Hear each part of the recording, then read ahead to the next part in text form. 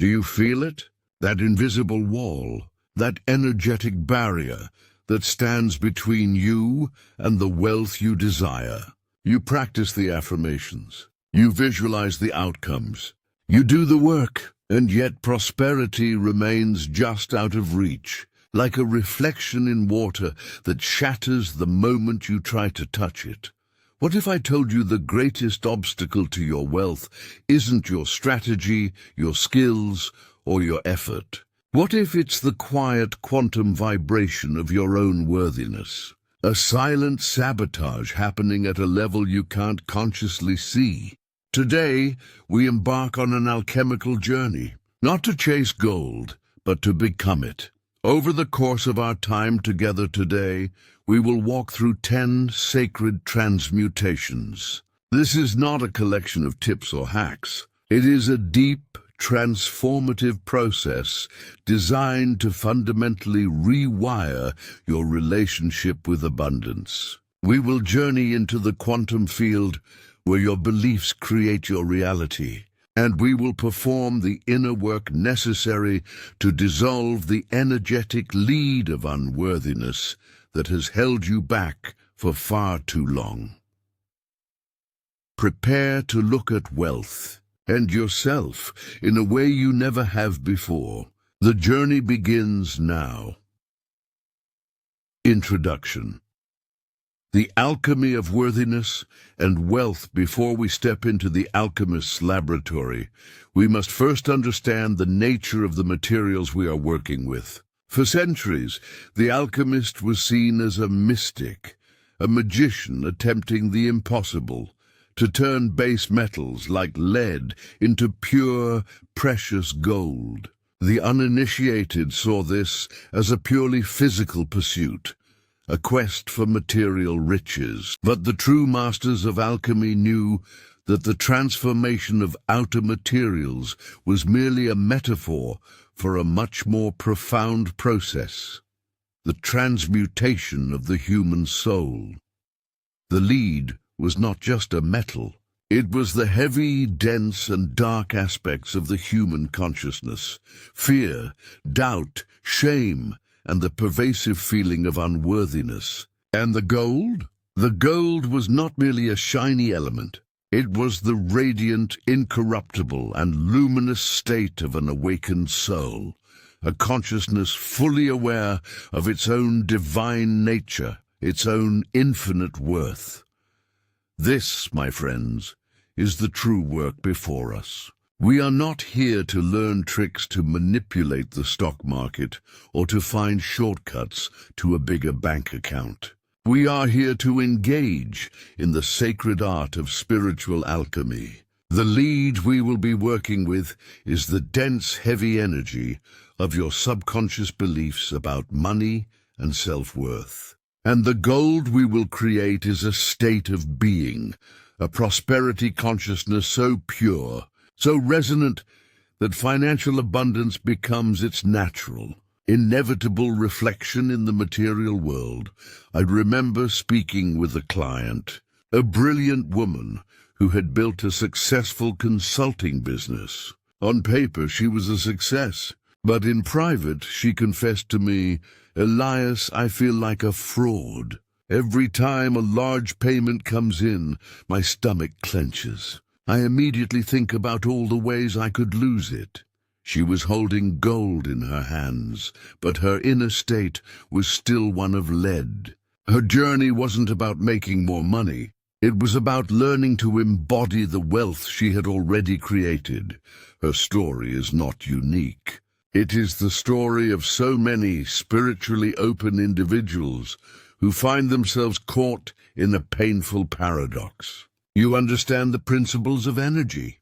You believe in the power of intention. You've read the books on manifestation, yet you remain financially stuck. Why? Because there is a fundamental misalignment between what your conscious mind desires and what your subconscious energy believes you deserve. You can affirm, "I am wealthy," 1,000 times a day, but if the deep, resonant frequency of your being is vibrating at the level of "I am not enough," the universe will always Without fail, respond to the deeper truth. It responds to the vibration, not the words.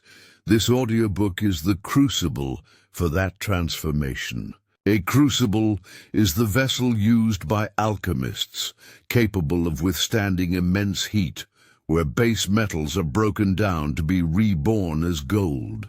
Over our 10 chapters, we will heat and melt down the limiting beliefs, the inherited traumas, and the cultural programming that have formed the leaden weight of your financial reality. We will explore why your outer world is nothing more than a quantum mirror reflecting your inner state. We will learn to diagnose the specific energetic blocks that are unique to your journey. We will confront and heal the sacred conflict between spirituality and wealth. And step by step, we will walk through the alchemical transmutations that will allow you to rewrite your subconscious code, recalibrate your energetic frequency, and finally, embody the worthiness that is your birthright. Abundance is not something you acquire, it is something you become. And our work of becoming begins now. Chapter 1. The Quantum Mirror. Why your wealth reflects. Your worth, let us begin with a principle that is both profoundly simple and radically challenging to the conventional mind.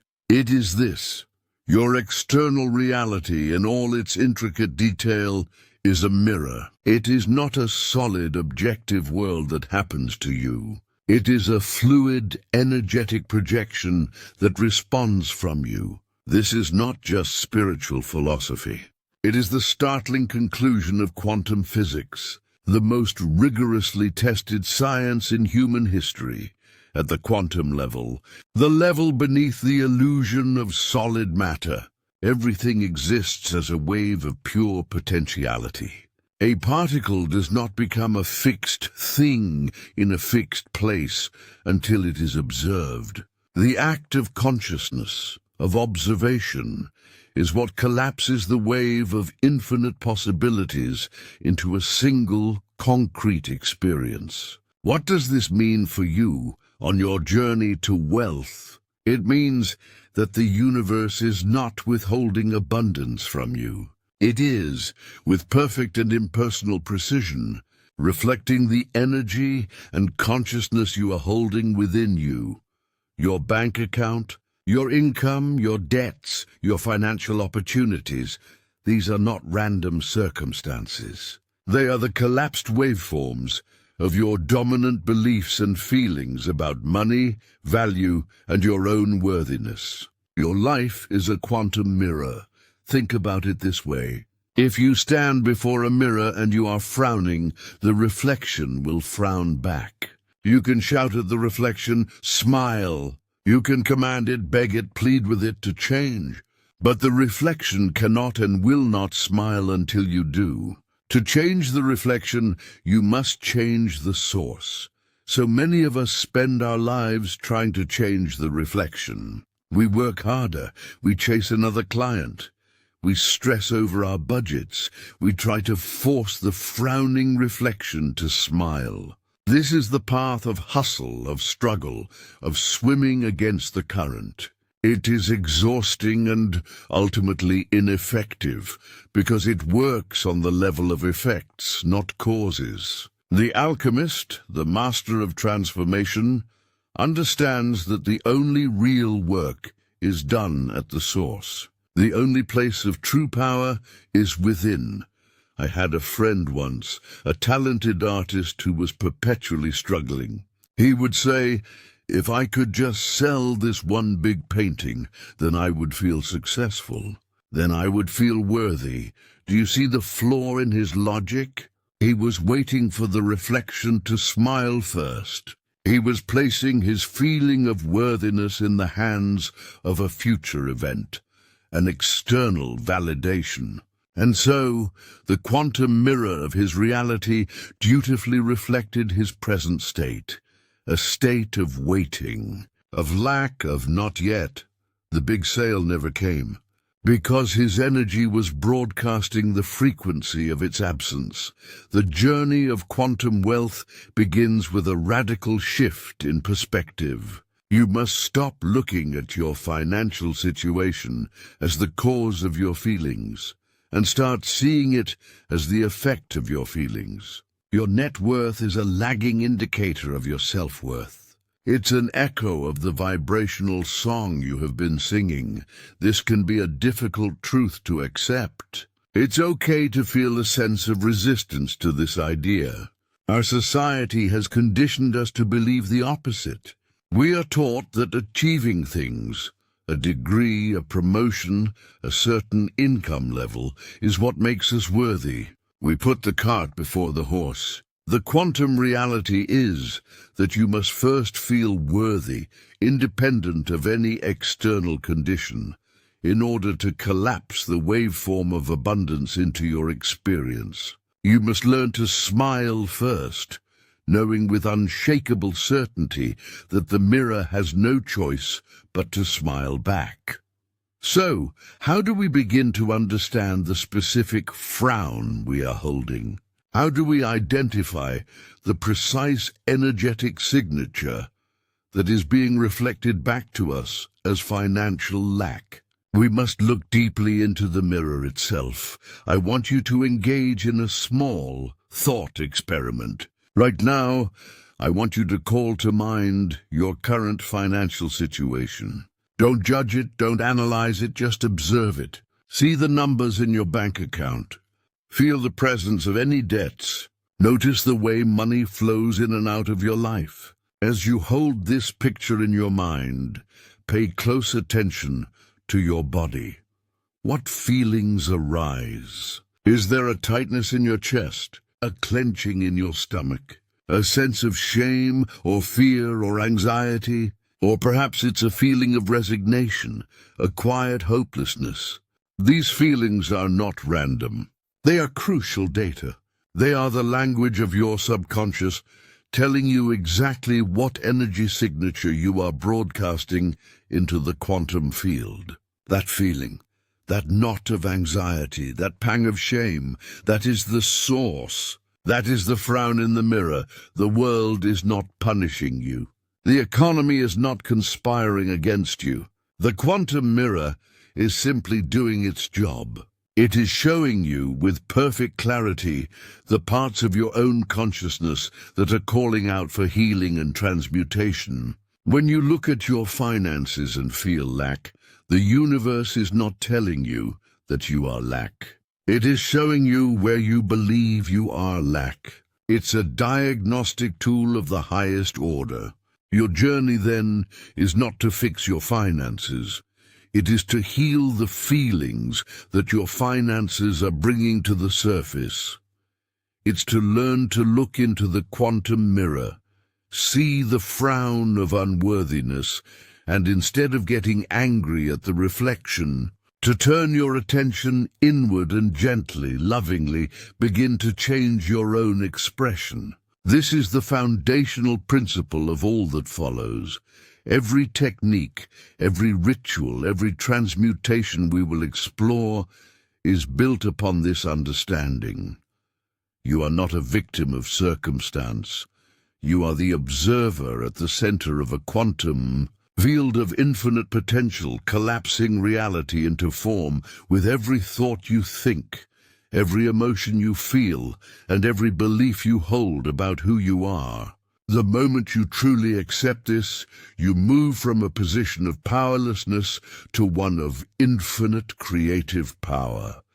You stop being a pawn in the game and become the player. The question is no longer, how can I get more money? The question becomes, who do I need to be to allow the abundance that is already mine by birthright to flow into my experience? And that, my friend, is a question that can change everything. Chapter 2. Diagnosing the energetic lead, uncovering your deepest money blocks. Now that we understand our reality as a quantum mirror, our next task is to become detectives of our own consciousness. If our financial life is a reflection of our inner state, we must learn to read that reflection with precision. We must identify the specific dense energies, the alchemical lead, that are creating the unwanted results. These are what we call money blocks. But a money block is not what most people think. It's not just a bad habit, like overspending. That's a symptom. A true money block is a deeply ingrained energetic and emotional pattern, often operating far below the level of your conscious awareness. It's a network of limiting beliefs, inherited traumas, and suppressed emotions that collectively vibrate at a frequency of lack, scarcity, and unworthiness. It's the invisible anchor holding your ship of prosperity in the harbor, no matter how hard you hoist the sails. To find these blocks, we must be willing to journey into the subconscious mind, the vast, hidden 95% of our operating system. Let's begin the diagnosis. I will guide you through 3 primary layers where this energetic lead accumulates.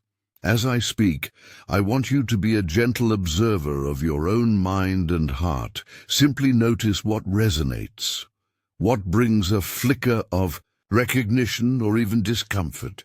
That discomfort is a signpost pointing directly to the lead that needs transmutation.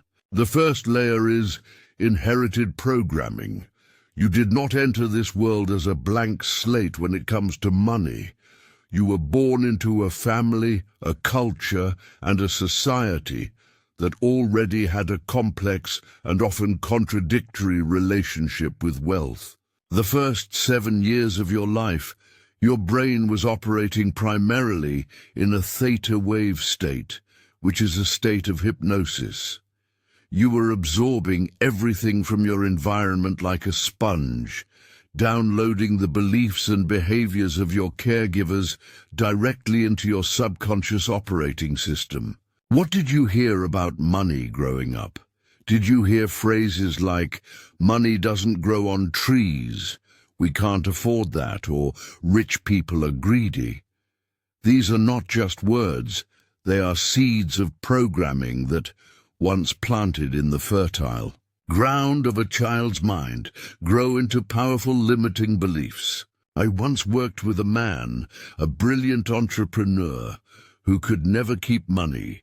He would make a fortune, and then through a series of bad luck events, a failed investment, a sudden expense, he would lose it all.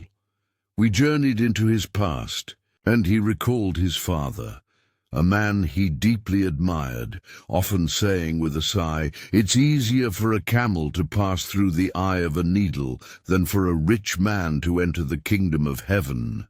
Subconsciously, my client had created a devastating equation: money, bad; wealth, unspiritual.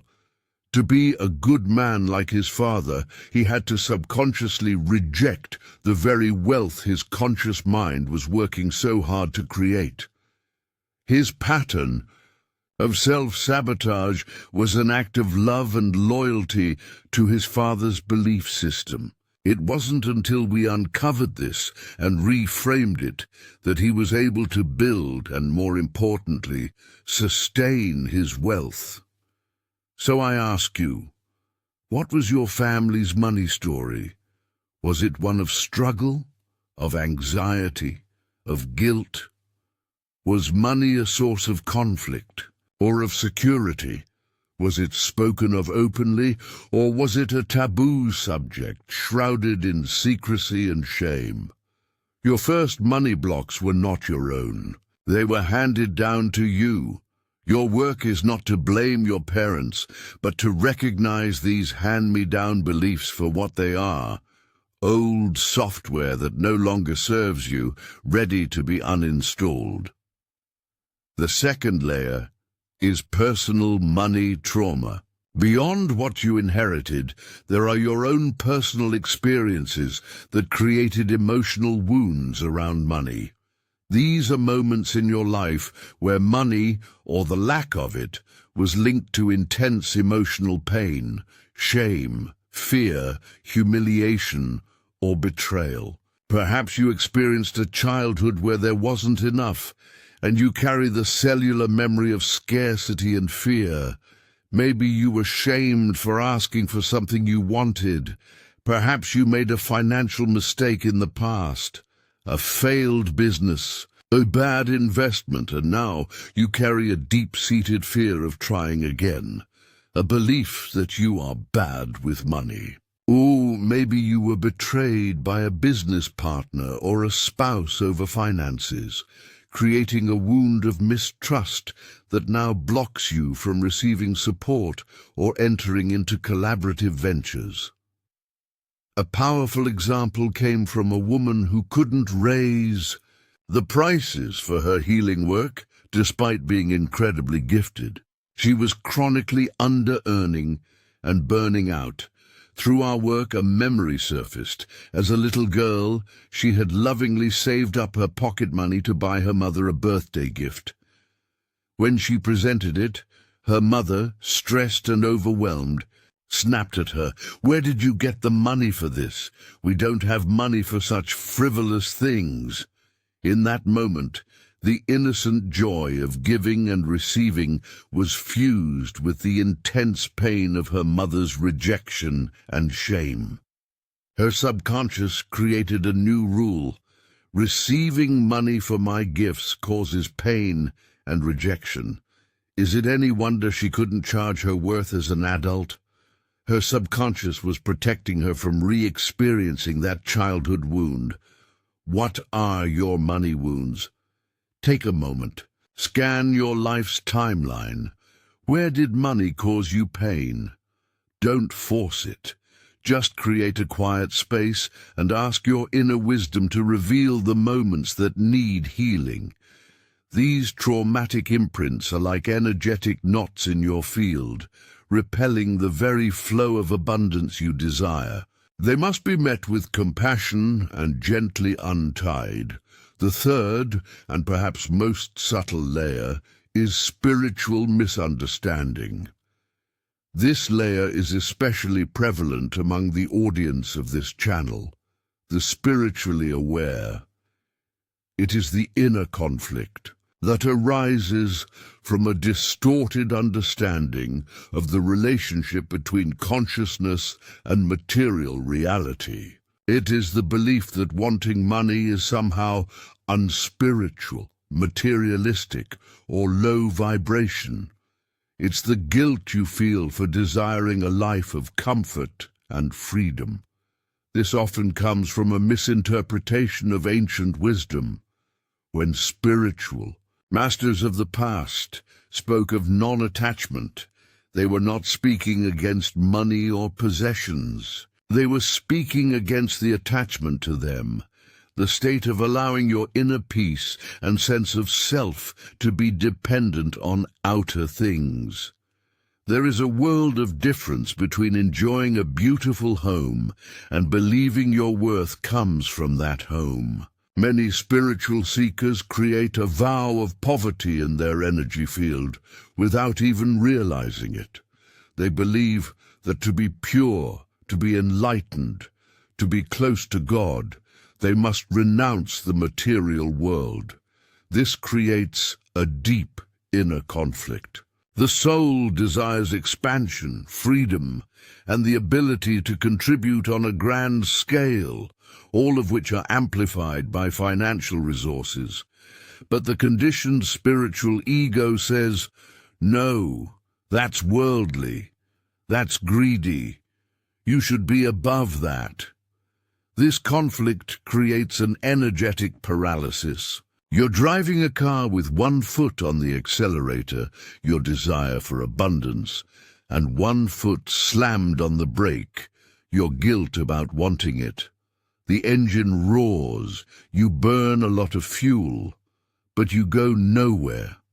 The result is frustration, exhaustion, and a feeling of being completely stuck.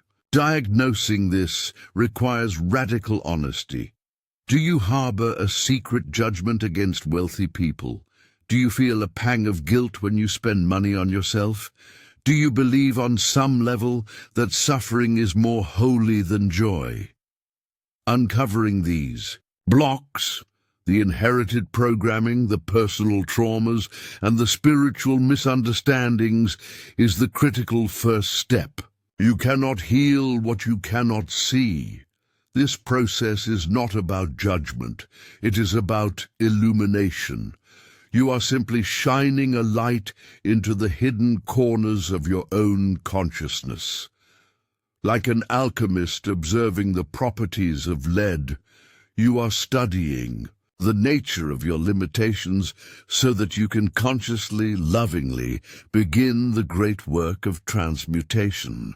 In our next chapter, we will address this spiritual conflict head-on, creating the foundation for a new, aligned relationship with wealth. Chapter 3. The Sacred Conflict, Reconciling Spirituality with the Desire for Abundance. We now arrive at the very heart of the struggle for so many on this path. It is the perceived war between two of our deepest human drives, the drive for spiritual connection and the drive for material well-being. This is the sacred conflict, and I use the word sacred intentionally because this conflict is not a mistake to be overcome, but a gateway to a higher level of consciousness. The core pain point for our audience, for you, is this inner schism. A part of you deeply desires financial freedom, the ease, the security, the ability to create, contribute, and experience the fullness of life without constant worry. And another part of you, the part conditioned by spiritual and cultural narratives, whispers that this desire is wrong. It's materialistic. It's greedy. It separates you from your spiritual essence. This internal battle is the source of immense energetic friction, and it is perhaps the single greatest block to manifestation for conscious individuals. Let's be very clear. The belief that spirituality and wealth are mutually exclusive is one of the most disempowering and pervasive lies ever programmed into the human psyche. It is a belief that has kept countless good, heart-centered people playing small, limiting their impact, and living in a state of perpetual struggle. Believing their struggle was a sign of their piety. It is time to dismantle this lie, piece by piece, and replace it with a higher truth. First, let's redefine money. We must strip it of its demonic or divine power. Money is neither good nor evil. It is neutral. Money is simply a form of energy. That is all it is. It is a tool, a current, a symbol of value exchanged between people. A knife can be used by a surgeon to save a life, or by an assailant to take one. Is the knife evil? Of course not. The energy and intention behind its use determine its effect. Money is the same. It is an amplifier. It will simply make you more of what you already are. If you are a generous, compassionate person, wealth will give you the means to be more generous and compassionate. If you are a fearful, greedy person, wealth will amplify your fear and greed. Money does not corrupt. It reveals. The desire for money is not the root of all evil. The attachment to it, the worship of it, the belief that it is the source of your happiness or worth, that is the path to suffering. But the desire to use money as a tool for good, for growth, for freedom, for contribution, that is a deeply spiritual impulse. Second, understand that the universe is, by its very nature, abundant. Look at nature. Does a tree worry if it has enough leaves? Does the ocean count its waves? Does the sun ration its light? The universe operates from a principle of infinite, overflowing, and extravagant abundance. Scarcity is not a natural state. It is a man-made state of consciousness, born from fear and a sense of separation from Source. To align with spiritual truth is to align with the principle of abundance. To live in a state of lack, to believe in scarcity, is to live in opposition to the fundamental creative impulse of the cosmos. When you deny your own desire for abundance, you are, in a very real sense, saying no to the nature of life itself. You are telling the universe, your gift of infinite plenty is too much for me. I'm not worthy of it.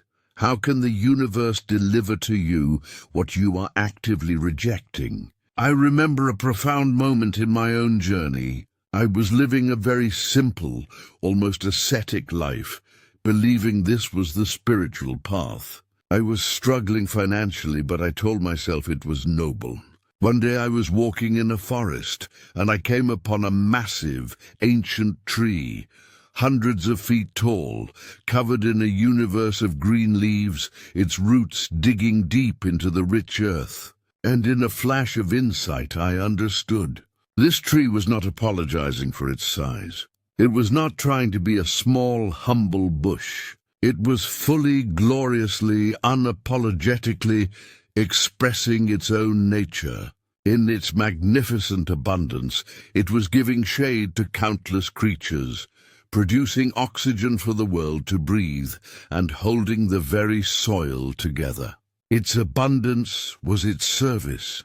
That was the moment I realized my self-imposed poverty was not spiritual. It was a form of spiritual ego. It was a subtle arrogance, a belief that I knew better than the creative force of life that wants to express itself through me. Your desire for wealth is not your ego talking. It is life itself wanting to experience more of its own potential through the unique vessel that is you. So how do we begin to heal this sacred conflict within ourselves? We do it by creating a new sacred story about money. We must elevate our relationship with it from one of fear and guilt to one of reverence and conscious stewardship. Here is a practical exercise. I call it sanctifying your desires. Take out a journal. At the top of the page, write down a financial desire. It could be a specific amount of money, a home, a debt to be paid off, anything. Let's say your desire is, I want to earn $200,000 this year. Now, beneath that, I want you to ask yourself a series of why questions, and for each answer, go deeper. This is a process of uncovering the soul's true intention behind the material desire. It might look like this: I want to earn $200,000 this year. Why? So I can be free from debt and financial stress. Why do you want to be free from stress? What would that freedom give you? It would give me peace of mind. I could finally relax and not feel that constant pressure. And what would you do with that peace of mind? What would that allow you to feel or be? I would be more present with my family. I would have the mental space to be more creative, to write my book. And why is it important for you to be present with your family and write your book? Because being present with my loved ones is the deepest expression of my love. And writing my book is my way of sharing my gifts and contributing something beautiful to the world. Do you see what happened? We started with a number, a seemingly materialistic goal, but by digging deeper, we uncovered the true spiritual desires underneath: peace, presence, love, creativity, contribution. The $200,000 is not the goal. It is the strategy for achieving the goal. It is the vehicle, not the destination. When you connect your financial goals to your deepest soul-level values, money is no longer a dirty word. It becomes a sacred tool. The pursuit of wealth is transformed from a materialistic chase into a spiritual quest. You are no longer trying to get money. You are calling forth the resources necessary to fulfill your sacred purpose.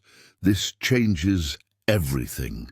It dissolves the guilt. It aligns your conscious desires with your soul's mission. It removes the foot from the brake. You can now pursue your financial goals with passion, integrity, and a clear spiritual conscience, knowing that in doing so, you are not moving away from your spiritual path, but walking more fully upon it. Reconciling this conflict is the key that unlocks the door to the Alchemist's forge. Once you are no longer at war with yourself, you can finally begin the powerful, focused work of transmutation. Chapter 4. The Alchemist's Forge. Principles of Energetic Transmutation. We have arrived at the Alchemist's Forge. We've identified the lead of our limiting beliefs, and we've reconciled the sacred conflict that kept us from fully committing to our own transformation. Now the real work begins. The forge is where change happens. It's where heat and intention are applied to a base substance to fundamentally alter its nature. In our case, the forge is our own consciousness. The heat is our focused awareness, and the transmutation is the process of shifting our energy from a state of lack to a state of abundance. Energetic transmutation is not about positive thinking. It's not about ignoring the negative or pretending you don't have problems. That is spiritual bypassing, and it is ineffective. True alchemy is about courageously meeting the dense, heavy energy where it is, and consciously applying universal principles to transform it into a higher vibration. It is a science of the soul. There are 3 foundational principles of energetic transmutation that we must master. These are the laws that govern the alchemist's work. Principle 1. Energy flows where attention goes. This is the most fundamental law of consciousness. Whatever you place your focus on, you energize. You feed it with your life force, and it grows. Think of your attention as water. If you have a garden with both weeds and flowers, and you choose to water only the weeds, what will happen? The weeds will flourish, choking out the flowers. If you instead choose to consciously water the flowers, they will grow strong, vibrant, and beautiful, naturally leaving less room and fewer resources for the weeds. Most people spend their lives watering the weeds. They focus on their debt. They talk about what they can't afford. They worry about the bills. They complain about the economy. They are constantly placing their powerful, creative attention on the reality of lack. And so, the quantum mirror dutifully reflects back to them a world filled with more lack. They are powerful creators, but they are creating what they do not want. The alchemist makes a conscious choice. This doesn't mean pretending the weeds aren't there. It means acknowledging them. Yes, I see this debt. I see this challenge, and then deliberately withdrawing your emotional energy from them and redirecting your focus to the reality you wish to create. You water the flowers, so how do you do this in a practical way? You create a wealth focus practice. For just 5 minutes every morning, before you look at your phone or engage with the outside world, you sit in silence, and you place your attention entirely on the feeling of abundance. Not the things you want to buy, but the core emotional state you believe wealth will give you. What does freedom feel like in your body? What does security feel like? What does generosity feel like? What does ease feel like? Inhabit that feeling. Let it fill every cell of your being. In those 5 minutes, you are consciously watering the flowers. You are telling the quantum field, this feeling right here is what I am choosing to energize. This is the reality I am collapsing into form. Doing this consistently shifts your energetic set point. You begin to notice opportunities you were blind to before. You attract people and resources that are in resonance with your new frequency. You are not changing the world. You are changing the lens through which you view it. And thus, the world you experience changes in response. Principle 2. What you resist persists. This second principle is the paradoxical key to dealing with the weeds we just discussed. Whatever you fight, you strengthen. Whatever you push against pushes back. When you feel the fear of lack or the shame of debt and you try to suppress it, ignore it, or fight it, you are actually feeding it energy. Your resistance is a form of intense focus. I worked with a trader who was terrified of losing money. He resisted the feeling of fear with all his might. He would tell himself, I must not be afraid. Fear is for losers. But the more he resisted the fear, the stronger it became.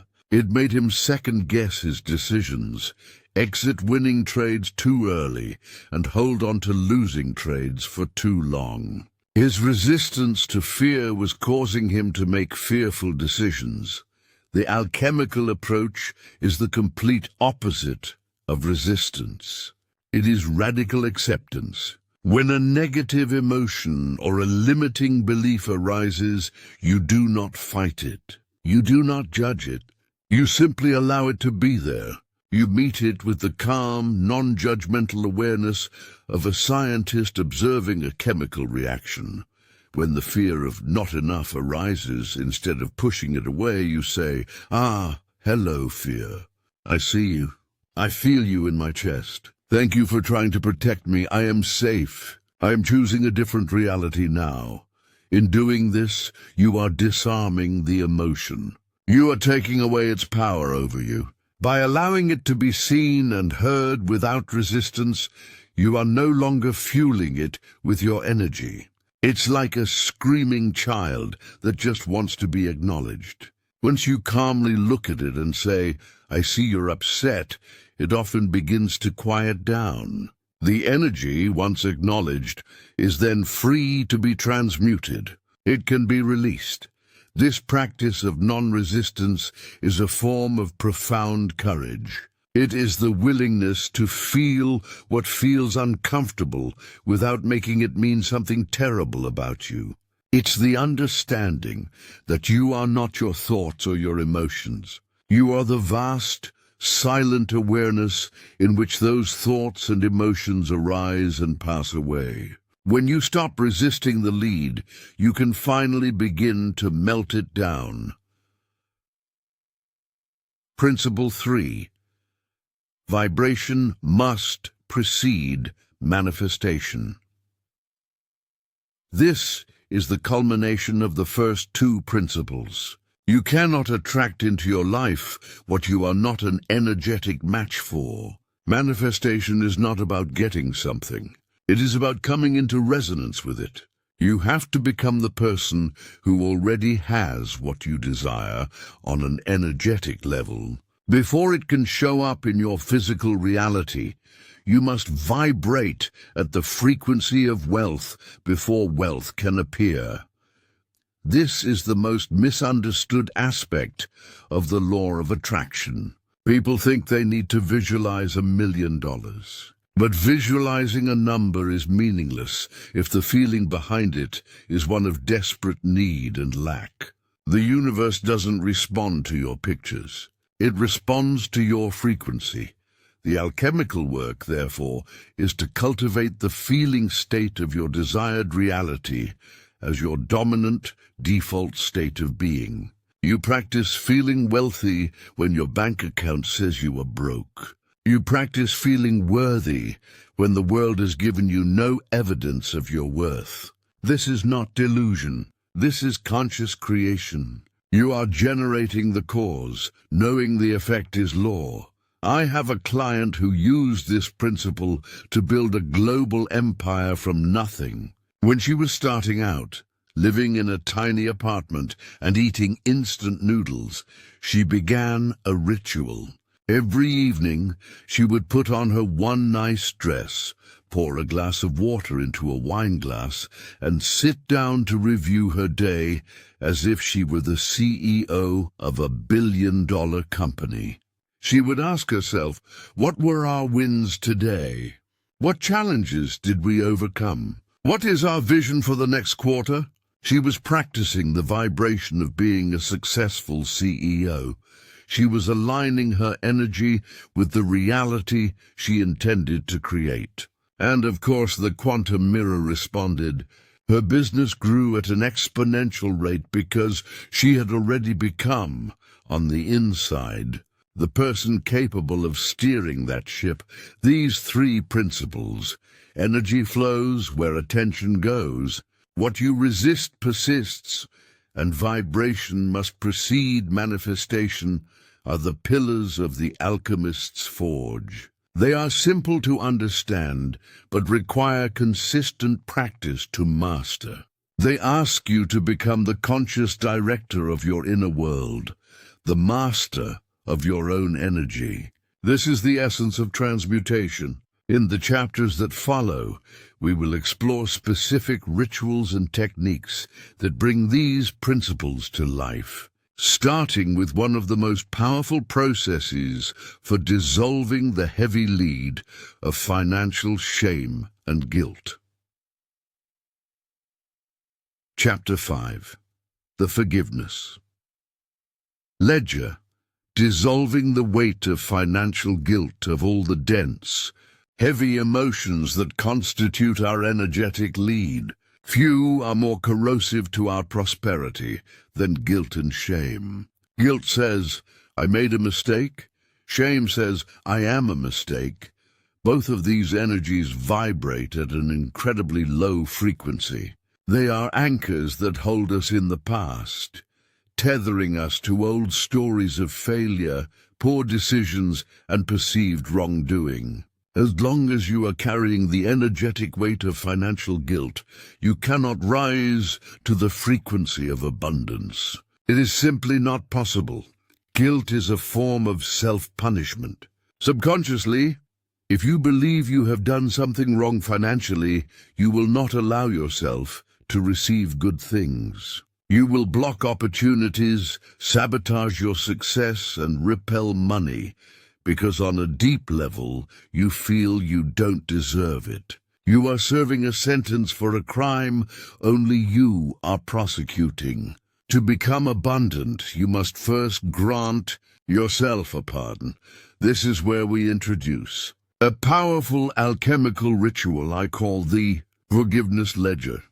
It is a process designed to bring these hidden guilts and shames into the light of your awareness, so they can be consciously and permanently released. This ritual can be intensely emotional, so I advise you to undertake it in a quiet, private space where you will not be disturbed. You will need a pen and at least 2 sheets of paper. At the top of the first sheet, I want you to write the title, My Forgiveness Ledger, Debts Owed to Me. Now I want you to close your eyes for a moment. Take a deep breath, and I want you to ask your subconscious mind to bring forward any and every person or institution that you feel has wronged you financially. This is not about blame. This is about acknowledging the energetic debt you are still carrying. Did a parent fail to provide for you in a way that left you feeling insecure? Write their name down. Did a business partner cheat you? Write their name down. Did an ex-spouse leave you in a difficult financial position? Write their name down. Do you feel wronged by the system, the government, or a former employer? Write it down. Beside each name, I want you to write down, in just a few words, the crime. What did they do? And then, most importantly, I want you to write down the emotional debt you feel is still outstanding. What did it cost you? Not in dollars, but in peace of mind, in trust, in your sense of security. Your list might look something like this. John, former partner, stole my business idea. Debt, my trust, my belief in my own creativity. My father always made me feel that asking for money was a burden. Debt, my sense of worthiness, my ability to receive freely. XYZ Bank foreclosed on our home. Debt, my sense of safety and stability. Take your time with this list. Be brutally honest. Get it all out. This is your chance to give a voice to the wounded parts of you that have been carrying these resentments for years. Resentment is a poison you drink, hoping the other person will die. Holding on to these energetic debts only harms you. It keeps your energy tied to a past of lack and betrayal. Once your list is complete, I want you to read it out loud, one name at a time. And after each one, you will say these words, feeling them as deeply as you can. I acknowledge the pain this caused me. I acknowledge the debt I have been carrying. And now, for the sake of my own freedom, for the healing of my own heart, I choose to forgive this debt completely. I release you. I release myself. The debt is paid in full. As you say these words, visualize a cord of energy connecting you to that person or event, and see yourself taking a golden pair of scissors and cutting that cord.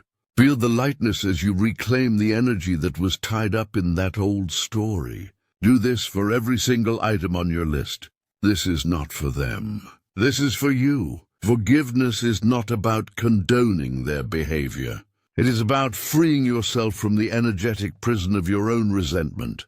Now take that sheet of paper. We are going to transmute it, safely either by tearing it into tiny pieces, burying it in the earth, or, my preferred method, by burning it in a fireproof container.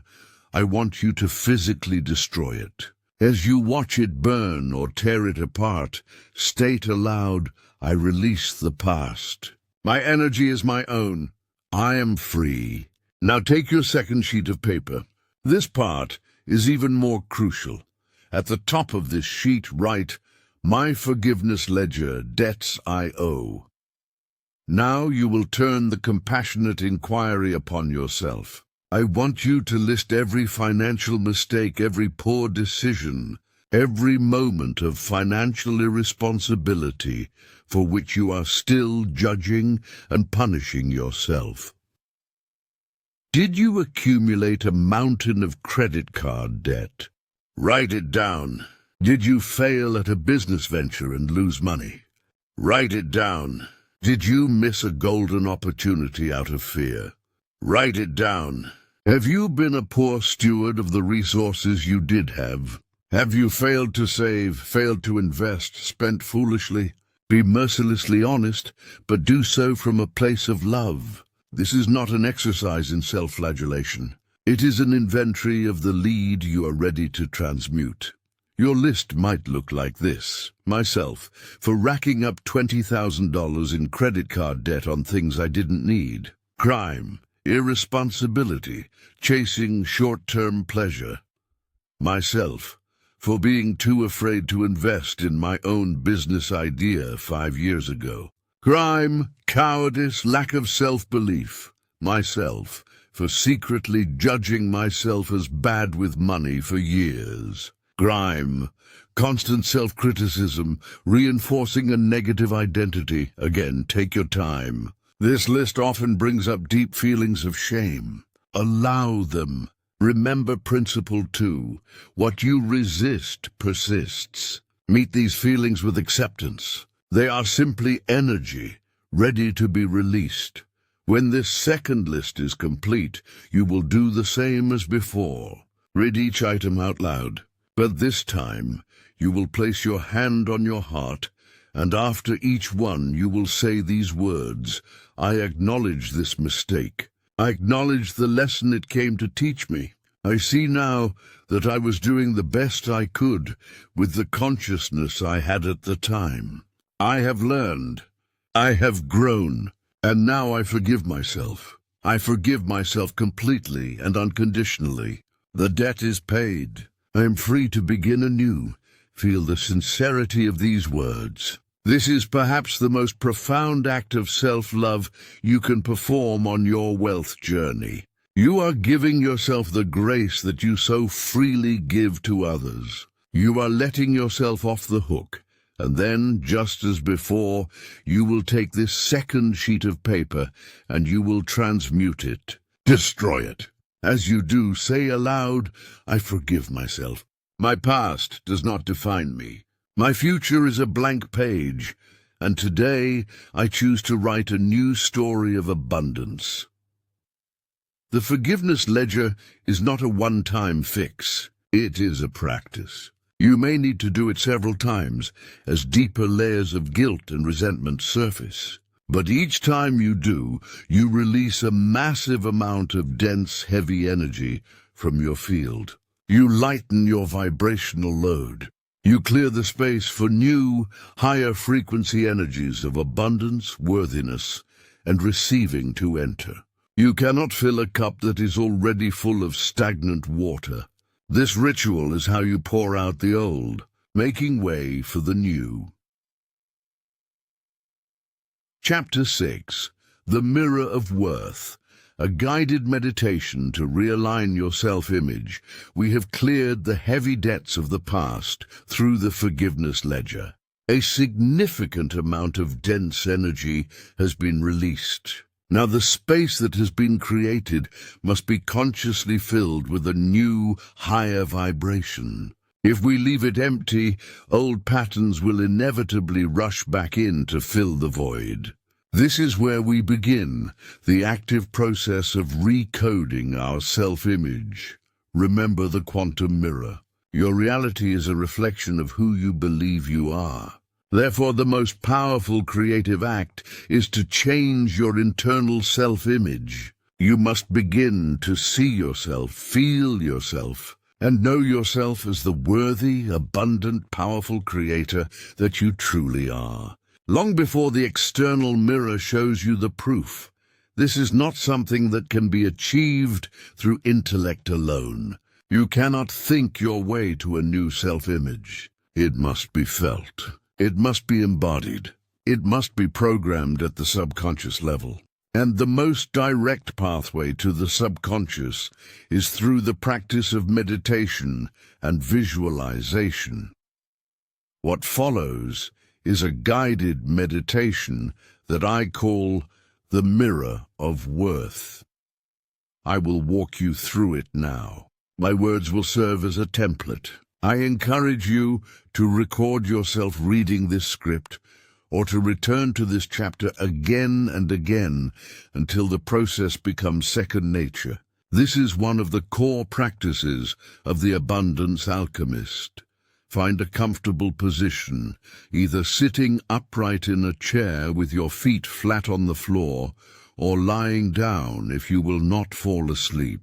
Gently close your eyes. Begin by bringing your awareness to your breath. Don't try to change it. Simply observe the natural rhythm of your inhalation and your exhalation. With each breath out, feel the muscles in your body beginning to soften and relax. Release the tension in your jaw, your shoulders, your hands. Just for these few moments, let go of that you have to do, all that you have to be. Just breathe. Now I want you to imagine in your mind's eye a beautiful, ornate, full-length mirror standing before you. This is not just any mirror. This is the mirror of worth. It does not reflect your physical appearance. It reflects your true essential self, your soul. As you gaze into this mirror, you see a figure of radiant light. This is you, the real you. The you that exists beyond all fear, all doubt, all stories of limitation. See this version of you standing tall, confident, serene. See the light that emanates from this being. A soft, golden light that fills the entire mirror. This being, this radiant self, is looking back at you with eyes of pure, unconditional love. There is no judgment in this gaze. There is no criticism. There is only total acceptance. Feel that love pouring out of the mirror and washing over you. Feel it like warm sunlight on your skin, melting away any remaining tension, any lingering feelings of unworthiness. Now, I want you to notice the details of this radiant self in the mirror. Notice the expression of peace on its face. Notice the posture of quiet strength. Notice the energy of effortless abundance that surrounds it like an aura. This being is not striving. It is not chasing. It is simply being. It is the embodiment of worthiness. It knows at a cellular level that it is a beloved child of the universe, deserving of all good things simply by virtue of its existence. This is your truth. This is who you are beneath the layers of conditioning. I want you to now step forward and place your hands upon the surface of the mirror. As you touch the glass, it ripples like water, and you feel a gentle warmth spreading into your palms, up your arms, and into your heart. The mirror is inviting you to merge with this higher version of yourself. Take another deep breath, and on the exhale, step through the mirror. Feel yourself merging completely with this radiant being of light. Feel its confidence becoming your confidence, its peace becoming your peace, its unshakable sense of worthiness becoming your own. You are not observing this being anymore. You are this being. Feel what it feels like to live in this body of light. Feel the calm certainty in your heart. Feel the spaciousness in your mind. From this state of being, from this merged consciousness, I want you to gently repeat these words silently to yourself, letting them resonate in every cell of your body. I am worthy of all the abundance the universe has to offer. I receive wealth with ease, joy, and gratitude. Money is a beautiful energy that flows to me and through me for the highest good. My inner worth is the source of my outer wealth. I am enough. I've always been enough. Stay in this feeling. This is your new energetic home.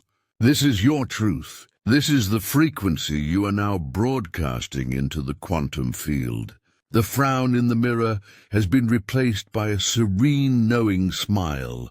And that smile began with you. When you feel ready, you can begin to bring your awareness back to your physical body. Wiggle your fingers and your toes. Become aware of the room around you. And when you are ready, gently, slowly open your eyes, bringing this new feeling, this new state of being, back with you into your waking world.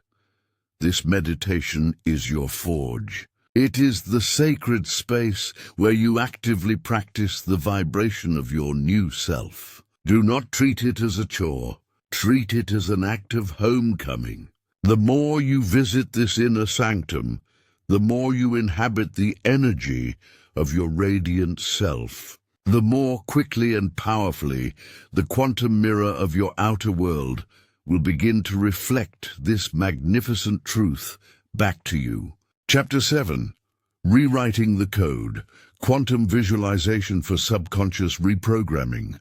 The Mirror of Worth meditation is a powerful tool for aligning with your essential worthy self. It is a receptive feminine practice of being. Now we will complement this with a more active masculine practice of doing in the inner worlds. This is the art of quantum visualization, and it is how we consciously write new lines of code into our subconscious programming.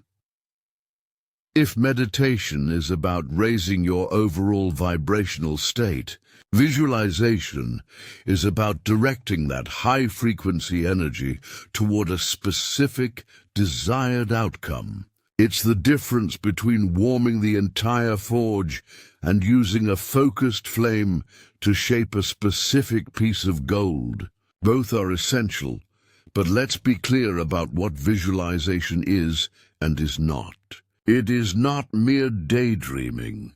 It is not just seeing a picture in your mind. True quantum visualization is a full sensory, immersive experience. It's about creating a scene in your mind so real, so vivid, that your body and subconscious mind cannot tell the difference between the imagined event and a real one. Why is this so important? Because your subconscious mind learns through experience and repetition. When you create a vivid inner experience, your brain begins to fire and wire new neural pathways as if the event has already happened. You are creating the neurological architecture of your future self in the present moment. I once had a client who told me, "Elias, I can't visualize. I just see black. This is a common block." He was trying too hard to see a perfect, high-definition movie. So I told him to forget about seeing. I asked him, "Can you feel? Can you hear? Can you smell?" We started there. Instead of visualizing his new, abundant office, I had him imagine the feeling of the smooth, cool wood of the desk under his fingertips. I had him imagine the smell of fresh coffee brewing in the corner. I had him imagine the sound of a client on the phone, joyfully agreeing to his high-ticket proposal. Suddenly the blackness was filled with sensory data. The images followed the feelings, not the other way around. That is the secret. Emotion is the energetic fuel of creation. A clear image without feeling is a dead blueprint. A blurry image charged with the powerful emotion of gratitude, joy, and relief is a living seed planted in the fertile ground of the quantum field. So, here is the alchemical process for quantum visualization. Step 1. Define the end scene. Choose one specific clear goal. Not a vague desire like, "I want more money," but a concrete outcome. For example, I am celebrating paying off my mortgage completely. The key is to choose a scene that represents the fulfillment of your desire. Don't visualize the process of getting the money. Visualize the moment after it's already done. This is critical. You want to generate the feeling of, "It is finished." Step 2. Script the sensory details. Before you close your eyes, script your scene. Engage all your senses. If your scene is celebrating paying off your mortgage, what do you see? Perhaps the official paid in full letter in your hands. What do you hear? Your partner laughing with joy, the pop of a champagne cork. What do you smell? The celebratory dinner cooking on the stove. What do you taste? The champagne. What do you feel? The solid weight of the letter in your hand, the feeling of your partner's embrace. And most importantly, what is the dominant emotion? Relief, overwhelming, soul-deep relief and freedom. The more specific the sensory details, the more real it will feel to your subconscious mind. Step 3. Enter a receptive state. You cannot effectively visualize from a state of stress or frantic beta brainwaves. You must first calm your mind. A few minutes of deep breathing or a short meditation, like the mirror of worth, is the perfect prelude. You want to be in a relaxed, open alpha brainwave state. This is the gateway to the subconscious. Step 4. Live the scene. Now close your eyes and step into your scripted scene. But do not watch it like a movie on a screen. You are not in the audience. You are the star actor. Experience it from a first-person perspective. See through your own eyes. Feel with your own body. Run this short scene. It only needs to be 15-30 seconds long, over and over again. Loop it. With each loop, make the colors brighter, the sounds clearer, the feelings more intense. The key is repetition. You are carving a new groove in your brain, a new reality tunnel. Step 5. Anchor the feeling. As you reach the peak of the emotion in your visualization, that glorious feeling of relief and freedom, create a physical anchor. This could be gently touching your thumb and forefinger together, or placing a hand on your heart. Hold this anchor for a few seconds while you are immersed in the feeling. Then release. After your visualization session, throughout your day, you can use this anchor. When you start to feel doubt or worry, simply press your thumb and forefinger together. This will trigger a neurological link back to the powerful feeling state you cultivated, instantly shifting your vibration. It's a quantum pattern interrupt. This practice of quantum visualization is how you become a deliberate creator. You are no longer leaving your subconscious programming to chance, shaped by news headlines and old fears. You are actively, consciously imprinting it with the reality of your choice. And if this is the first time you're truly understanding how to direct your energy in this way, if this concept of being an active, conscious creator feels like a key turning in a lock for you, I encourage you to share this audiobook with someone you know who is also on this path. The journey of alchemy is often a solitary one, but its power is magnified when we share the light of understanding with others. Perform this visualization practice daily. 5 minutes is all it takes, but those 5 minutes of focused, feeling-charged creation are more powerful than 5 hours of worried, half-hearted work in the external world. You are working on the level of cause. You are rewriting the code, and the quantum mirror has no choice but to execute the new program. Chapter 8. The Abundance Frequency. Daily Rituals for Energetic Alignment. Have engaged in deep healing and powerful creation in the inner worlds. We've done the Forgiveness Ledger, the Mirror of Worth meditation, and quantum visualization.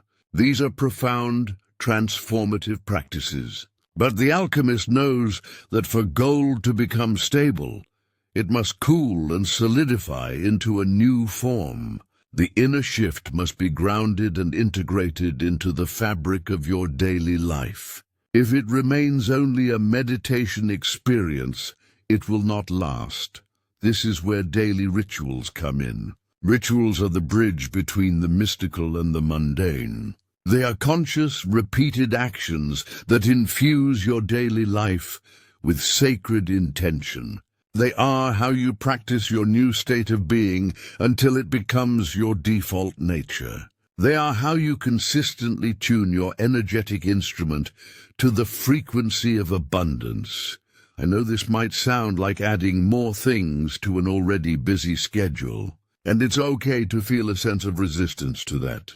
We're conditioned to believe that doing more is the answer. But these rituals are not about doing more. They are about being more. They are small, intentional pivots in your day that collectively create a massive shift in your energetic trajectory. They take minutes, but their effects compound over time, building an unshakable foundation of prosperity consciousness. Here are 3 simple, powerful rituals you can begin to weave into your day. Choose one to start or embrace all 3. The key is consistency. Ritual 1, the Morning Gratitude Rampage. Before your feet hit the floor, before you check your email or let the world's agenda rush in, your first act of the day will be to tune to the frequency of gratitude.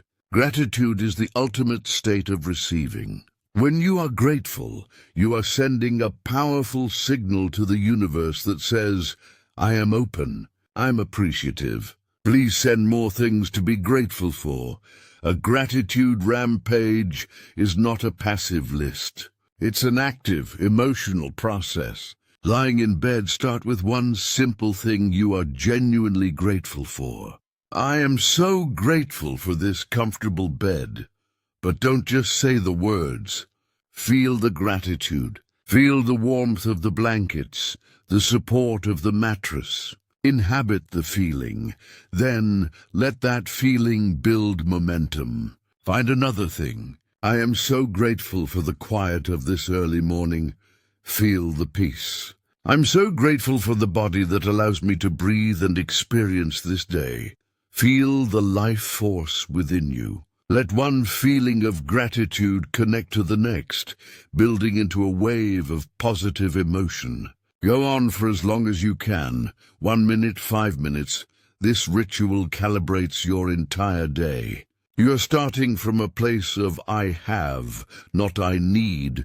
You're beginning in a state of abundance, not lack. It is the single most powerful way to prime your energy for a day of prosperity and flow.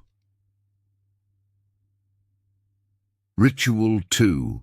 The conscious transaction. This ritual transforms your relationship with the very act of spending and receiving money.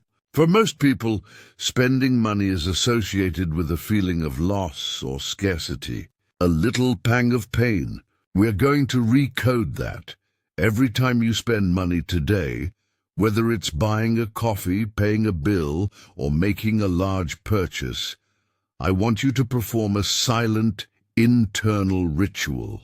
As you hand over your card or click buy, I want you to silently say to yourself, thank you. You are thanking the business for the product or service. You are thanking the money for its service to you.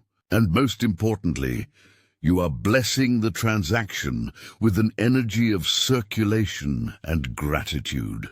See the money flowing out from you not as a loss, but as a seed you are planting in the world's economy, a seed that will return to you multiplied. Feel joy for the person or company you are paying. Wish them well.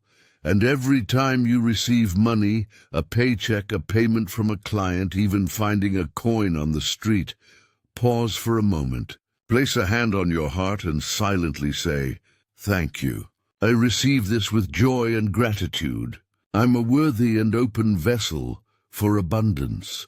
By doing this, you transform every financial transaction from a mindless habit into a sacred act of consciousness. You are breaking the old neurological association of spending with pain and rewiring it to be an act of joyful circulation. You are teaching your nervous system that it is safe to both give and receive. Ritual 3. The Evening Evidence Log. This is how you train your brain to see the abundance that is already present in your life. Our brains have something called a reticular activating system, or RAS. It's like a filter. It's programmed to show you what you've told it is important. If you believe the world is full of lack and problems, your RAS will dutifully find all the evidence to prove you right. We are going to reprogram it. Before you go to sleep, take out a journal, your evidence log, and at the top of the page, write today's date and the title, Evidence of My Abundance. Your task is to list at least 5 things from your day that are evidence of the abundance, prosperity, and good fortune already flowing to you. This is crucial.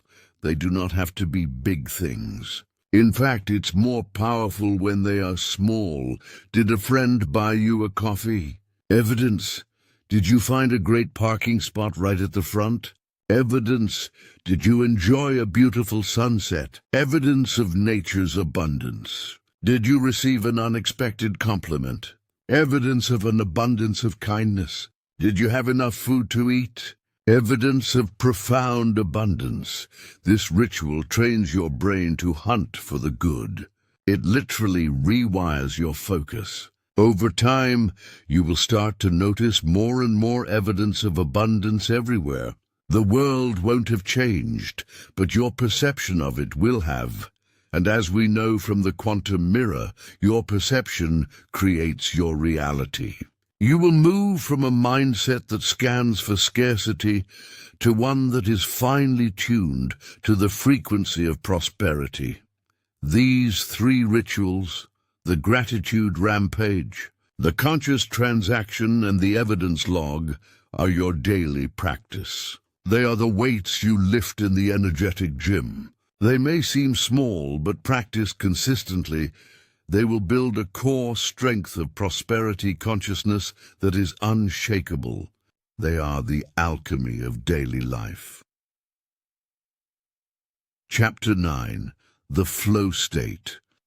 Moving from forceful hustle to inspired action, we now come to a critical distinction, one that separates the path of the alchemist from the path of the conventional striver. It is the difference between hustle and flow, between forceful effort and inspired action. Many of you listening have been conditioned by what I call the hustle culture. You've been taught that success is a battle to be won through brute force. You must wake up earlier, work harder, push through pain, outcompete everyone around you, and never ever stop grinding. This philosophy is born from a consciousness of lack. It assumes that resources are scarce, opportunities are limited, and you must fight for your small piece of the pie. It is an energy of struggle, of force, of swimming upstream.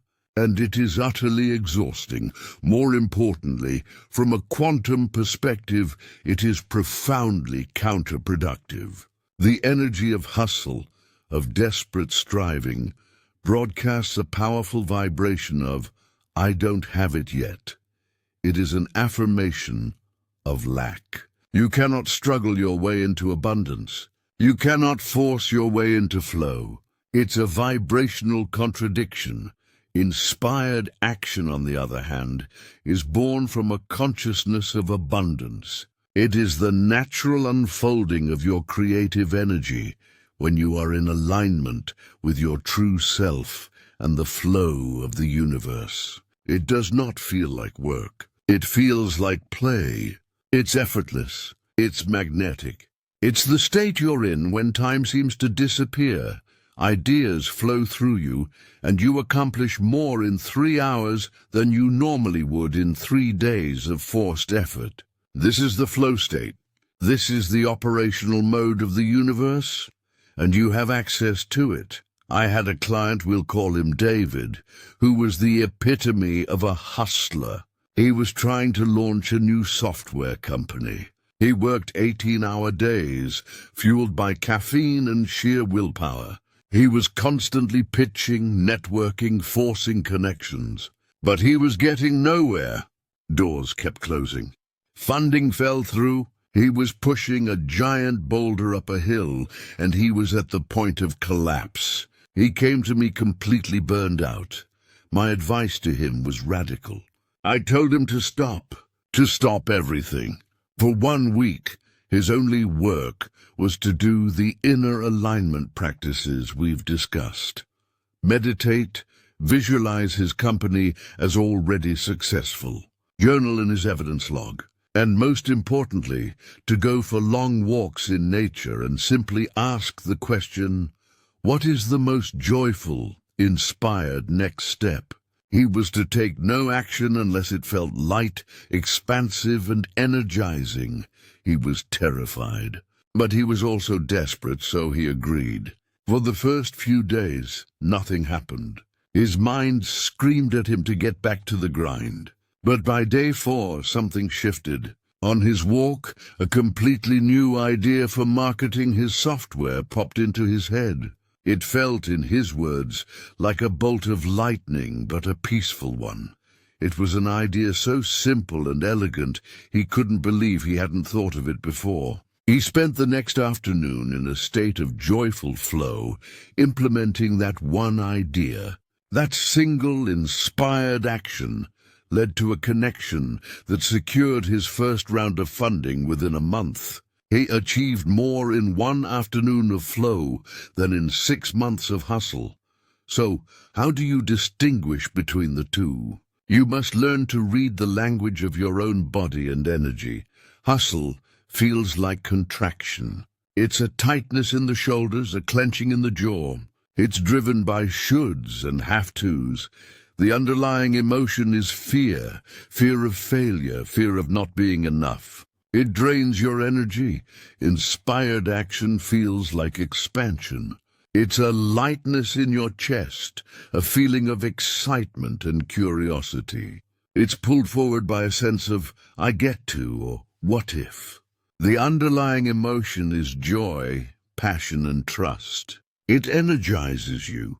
Your job is no longer to create an endless to-do list and force your way through it. Your new job is to align your energy first, every single day. Through your rituals of gratitude, meditation, and visualization, you fill your own cup. You raise your vibration. You tune yourself to the frequency of abundance. From that aligned state, you then ask a simple question. What action feels most joyful and expansive to me right now? The answer might be to make that sales call you were dreading, but now it feels exciting. Or the answer might be to read a book, take a nap, or go for a walk. This is where trust comes in. You must trust that the universe is bringing you ideas and impulses that are for your highest good, even if they don't look productive in the traditional sense. Often the inspired idea comes in the moment of rest, not the moment of striving.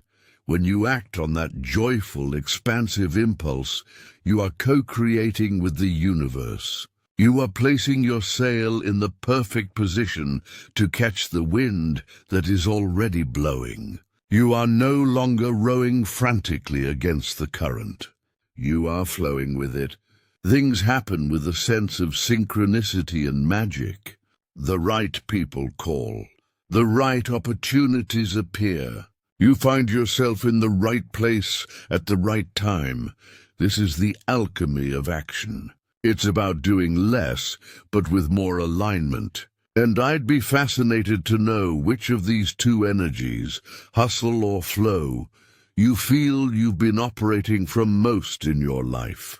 Take a moment to reflect, and when you feel ready, please share your biggest insight about this distinction in the comments below. Your story can be a powerful mirror for others on this journey, helping them to see their own patterns more clearly. Let go of the addiction to struggle. Release the badge of honor that comes from being busy and exhausted. Your worth is not measured by your effort. It is measured by your alignment. From this day forward, let your guiding principle be this. If it doesn't feel like expansion, if it doesn't feel like flow, it is not your next inspired step. Wait. Realign your energy. And then, when the impulse of joy comes, act on it with total conviction. That is the path to creating magnificent results with grace and ease. Chapter 10. Embodying Gold, Living as the Source of Your Own Prosperity. We have come to the final transmutation. We have journeyed through the deep work of healing the past, reprogramming the subconscious, aligning our daily habits, and shifting our mode of action from force to flow. We have taken the base lead of our old money story and step by step subjected it to the alchemical fire. Now we arrive at the final stage, embodiment. This is where the gold is no longer something you are trying to create, but something you are. Embodiment means the full integration of a new state of being. It's when the practices are no longer practices. They are simply who you are. You no longer need a to-do list to be grateful. Gratitude is the natural air you breathe. You no longer need to force a visualization. You naturally think from the end result. You no longer have to consciously choose inspired action. It becomes your only way of moving through the world. This is the ultimate goal of the alchemist, to become a living philosopher's stone. The philosopher's stone, in the ancient lore, was a substance that could turn any base metal it touched into pure gold. To embody abundance is to become that stone. It is to reach a state where your very presence, your resonant frequency, naturally elevates and transforms the world around you. You no longer attract abundance. You radiate it. You are the source. So what does this look like in a practical lived experience? It means your sense of security is no longer tied to the number in your bank account. Your security is anchored within, in the unshakable knowledge that you are the creator of your reality. If all the money were to disappear tomorrow, you would feel no fear, only a calm curiosity about what new and wonderful ways you would call it back into your experience. Because you know the source of wealth is not out there in a job or an investment. The source is your own consciousness. It means you develop a new relationship with receiving. You receive compliments, gifts, and opportunities with open, gracious joy, knowing that to receive fully is a gift to the giver. You release any lingering guilt or feelings of being a burden. You understand that you are infinitely worthy of receiving, and your open reception allows the universe to flow even more abundance through you to bless the world. It means your financial decisions are made from a place of peace and intuition, not fear and scarcity. You invest, spend, and save from a place of expansion and trust. You are not trying to hoard money to protect yourself from a scary world. You are directing energy as a conscious steward, moving it where it can create the most growth, joy, and value for yourself and for others. You have a sacred, collaborative relationship with the energy of money, and perhaps most profoundly, it means you understand that your prosperity is not for you alone. The purpose of becoming a vessel for great abundance is so that you can overflow. Your cup is not meant to simply be full. It is meant to runneth over, irrigating the world around you. You become a conduit for divine generosity. You give freely without attachment or need for recognition, because you know your source is infinite. Your giving does not deplete you. It expands your capacity to receive. This is the state of being we call prosperity consciousness. It is the gold. But this final transmutation is not a destination you arrive at one day. It is a continuous unfolding. It is a constant choice in every moment to operate from this new identity. When a challenge appears, do you react from the old programming of fear and lack? Or do you respond from the new consciousness of the calm, powerful Creator? When an opportunity arises, do you shrink in unworthiness? Or do you expand to meet it, knowing you are ready? Embodying gold is the practice of living the answer to one question over and over again, in every situation. What would the version of me who is the living embodiment of love, worthiness, and abundance do right now? And then you do that. This is the great work. It is the journey of a lifetime. There will be days you forget. There will be moments the old lead feels heavy again. That is part of the process. In those moments, be gentle with yourself. Return to the forge. Reread the forgiveness ledger. Step back into the mirror of worth. Rerun your quantum visualization. These are your tools. They are always here for you. You have been given the keys to the kingdom. The kingdom is not a place you will go to in the future. It is a state of consciousness that is available to you right here, right now. The lead and the gold have always been made of the same essential substance. The only difference is their energetic structure, their vibration. You now have the knowledge and the power to restructure your own energy, to transform your own consciousness from the inside out. You are the alchemist. Your life is your laboratory. Your consciousness is the ultimate raw material. And the magnificent work you are creating is a life of boundless, radiant, and embodied abundance. Outro, the continuous journey. We have reached the end of our time together for now, but we are at the true beginning of your alchemical journey. The 10 transmutations we have explored are not a linear path to be completed, but a spiral to be revisited, each time at a deeper level of understanding and embodiment. You now possess a map and a set of powerful tools. The work is to use them. Remember the foundational principle: your outer world is but a mirror of your inner state. Resist the temptation to fall back into the old pattern of trying to change the reflection. The only place of true power, the only point of creation, is within you. The journey to wealth is, and always will be, an inside job. It is the sacred work of healing your wounds, clearing your limiting beliefs, and courageously choosing to see yourself as the worthy, powerful creator you were born to be. The path of the alchemist is one of patience, compassion, and unwavering commitment to your own evolution. Be kind to yourself. Celebrate every small shift, every moment you choose love over fear, abundance over lack. You are rewriting decades of programming. It is a profound undertaking, and you are doing it. As you continue on this path, remember that you are not alone.